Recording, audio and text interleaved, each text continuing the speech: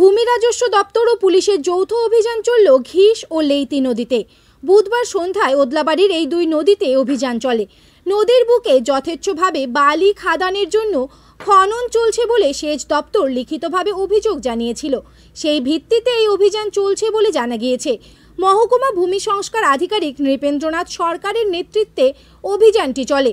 শেষ খবর পাওয়া পর্যন্ত দুইটি পে লোডার যন্ত্র নদী থেকে আটক করা হয়েছে।